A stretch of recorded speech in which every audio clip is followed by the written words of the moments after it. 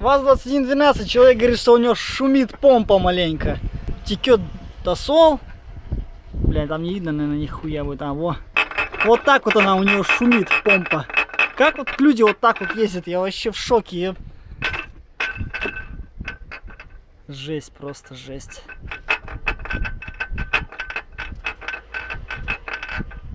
Жесть. Капец.